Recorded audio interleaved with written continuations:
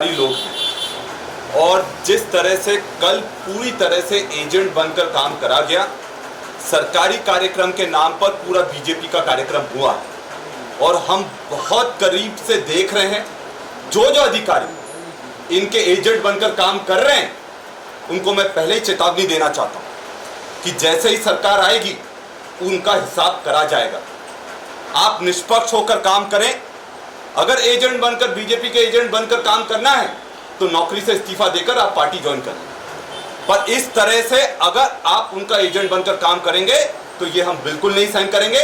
Election commission में भी हम लोग पूरी सूची तैयार कर रहे हैं, जिनको जो इलेक्शन कमीशन से हम शिकायत करेंगे कि ये लोग पूरी तरह से चुनाव को प्रभावित करने के लिए यहां पर लाए गए हैं। और पिछली बार जब भानु ने ये सवाल करा था कि भैया इनकी डिग्री क्या है, आज मैं ये उनसे पूछता हूं उनकी डिग्री क्या है। जब मैंने उनसे पूछा डिग्री तो ऐसी आग लगी, बोले मैं तो वकील हूं। अरे भानु भूरिया, कभी खुद का भी केस लड़े हो तुम, या फिर किसी का परिवार में केस लड़े हो? फर्जी डिग्रियां तो बीजेपी में जिस तरह से बट रही है, हमने पटवारी भर्ती में देख लिया। 15 लाख दो, डिग्री ले जाओ, भर्ती हो जाएगी।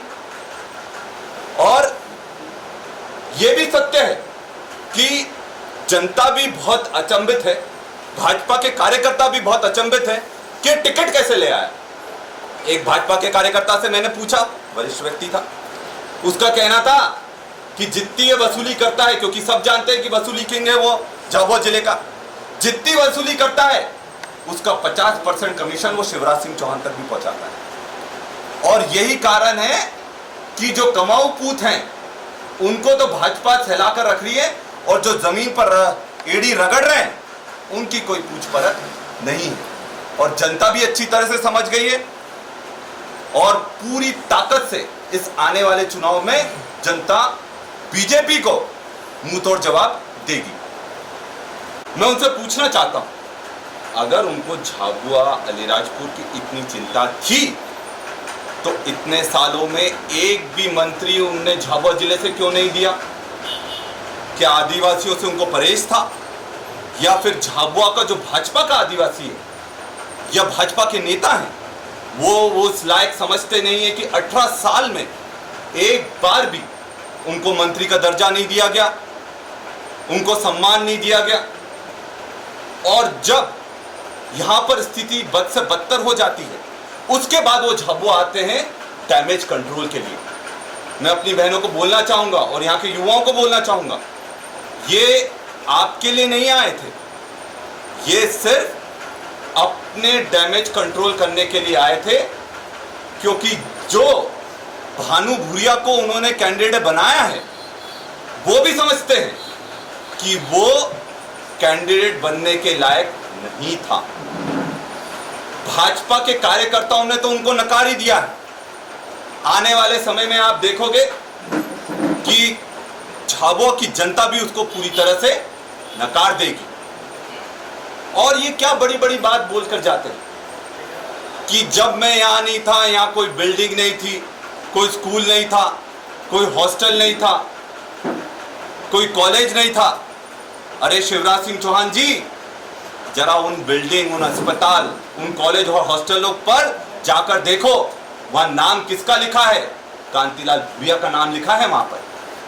आपकी सरकार ने एक भी कोई सौगात झाबुआ के लिए दी हो तो आप बताओ।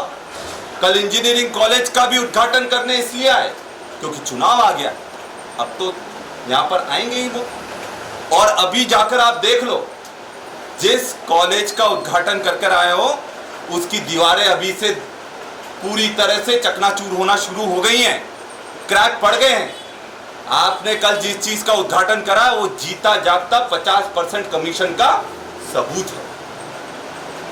और ये बात भी आपको बता दूं, जब आते हैं यहां पर बड़ी बड़ी बात करते हैं, इस तरह से बात करते हैं जैसे उनके आने से पहले झाबुआ में सूरज ही नहीं उगता था। वो तो आए तब जाकर यहाँ सूरज उगना चालू हुआ, तब जाकर यहाँ रात होना शुरू हुई, तब जाकर बड़ी बड़ी बातें करने का मौका मिलता है। और ये नर्मदा मैया के पानी लाने की हम लोग झाबुआ की जनता बहुत परेशान हो गई आपके इस ढकोलों से।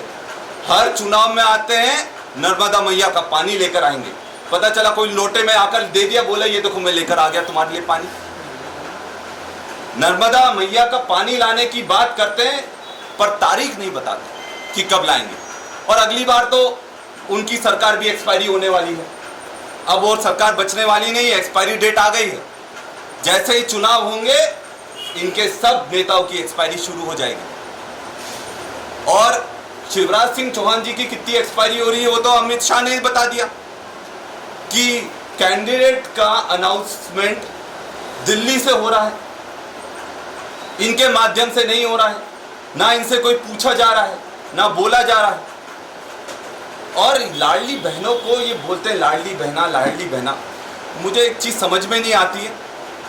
आज व्हाट्सएप पर एक वीडियो वायरल हुआ है जिसमें स्क्रीनशॉट है, एक दीपा मैम कर कोई है, वो यहां तक का इंस्ट्रक्शन दे रही है कि कौन सी साड़ी पहनकर आना है। कल की जो सभा हुई उसमें जितनी भी महिला आई वो लाई गई थी, कोई अपने मन से नहीं आया था।